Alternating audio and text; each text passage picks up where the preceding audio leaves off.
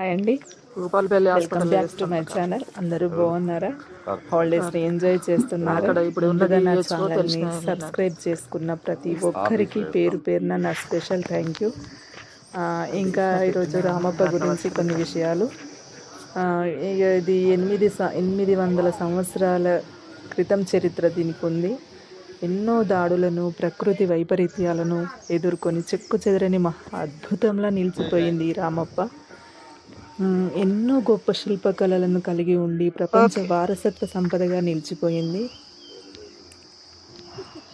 ఇంకా ఈ ఆలయ చరిత్రను చూసుకున్నట్లయితే 800 సంవత్సరాల క్రితం కాకతీయ రాజుల కాలంలో సేనాధిపతి అయిన రేచర్ల రుద్రుడు దీన్ని నిర్మించారు. దాదాపు 300 మంది శిల్పులు 40 సంవత్సరాలు కష్టపడి ఈ ఆలయాన్ని నిర్మించారు.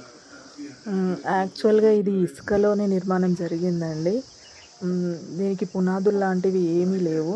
అయినా కూడా ఎన్ని భూకంపాలైనా తట్టుకొని మహా అద్భుతంలా నిలిచిపోయింది ఈ రామప్ప. భారతదేశంలో ఉన్న ఎన్నో ప్రసిద్ధ ఆలయాల్లో ఈ రామప్ప కూడా ఒకటి నిలిచిపోతుంది. యాక్చువల్గా ఇది పునాదులు లేకుండా ఎలా కట్టారు అనేది అసలు అర్థం కాదు. భూకంపాలను తట్టుకొని కానీ నిర్మాణం చేపట్టారు. దీని నిర్మాణంలో వాడిన ఇటుకలు నీటిలో వేస్తే తేలియాడుతాయట. గుడి బయట మొత్తం నల్లరాయిని యూజ్ చేశారు. 15వ శతాబ్దంలో కొన్ని దాడులు జరగడం వల్ల ఇది కొంచెం దెబ్బతింది. గుడి శిల్పాలపైన పుట్టిన నాట్యం ముఖ్యంగా మీరు నమ్ముతారా? ఈ గుడి ఇవి స్తంభాలు ఉన్నాయి కదా, వాటిపైన ఉన్న ఈ నాట్య భంగిమలతో నటరామకృష్ణ గారు పేరని శివతాండవులు లాంటి నాట్యాలను పునరుద్ధరించారట. చాలా శాసనాలతో ఇక్కడ మండపాన్ని కూడా నిర్మించారు. ఇంకా ఇక్కడ దెబ్బతిన్న కొన్ని దీని చుట్టుపక్కల కొన్ని చిన్న చిన్న ఆలయాలు ఉన్నాయి.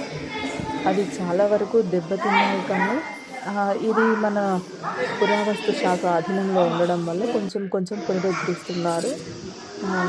కానీ దీన్ని చూసినప్పుడు ఏమనిపిస్తుంది అంటే చాలా ప్రశాంతంగా ఉంది. ఇక్కడికి వచ్చినప్పుడు చాలా అంటే మన నిజం చెప్తున్నాను, చాలా ప్రశాంతంగా ఉంటుంది. ఇక్కడ కొంచెం టైం స్పెండ్ చేయగలిగితే మనం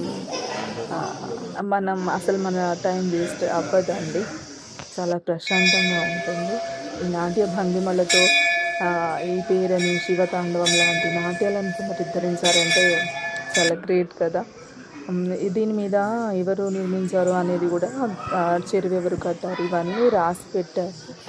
దీని మీదనే చెక్కారు. ఇంత అద్భుతంగా ఇది చూస్తే నిజంగా 2 కళ్ళు చాలలేదు. అంటే నేను ఇంతకుముందు కూడా వచ్చాము, బట్ ఈసారి టైం స్పెండ్ చేయడం వల్లనేమో చాలా బాగా అనిపించింది. ఇటు చుట్టుపక్కల ఉన్న ఈ స్తంభాల నుంచి దూరలేరు అంటే ఇట్లా చిన్నగా ఆట ఆడుకోవడం జరిగింది. చాలా బాగా అనిపించింది. యాక్చువల్గా మీరు జాగ్రత్తగా చూడండి. ఇది మనము అసలు దాని నుంచి వెళ్ళలేము, కానీ ట్రై చేయొచ్చు. ఓకే. అండ్ ఇంకా పక్కకు చిన్న ఆలయం ఉంది ఇంకొకటి. అది మనం చూసినప్పుడు ఎట్లా అంటే అసలు ఇట్లా ఎంత అద్భుతంగా ఎట్లా వీళ్ళు ఇది డిజైన్ చేశారు అనేది చాలా ఇదిగా అనిపిస్తుంది. అసలు అప్పుడున్న ఆర్కిటెక్చర్ అసలు ఇది అప్పుడే మోడర్న్గా ఉందేమో.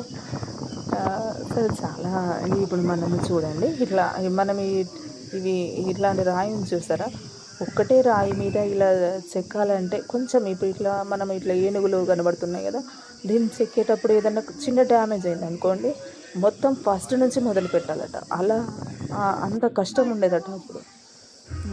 అదే ఇంకా చూడండి, ఈ స్తంభాలు, ఈ పైన ఉన్న ఈ శాసనాలు, ఇంకా ఈ డిజైన్ ఎంత అద్భుతంగా ఉంది కదా.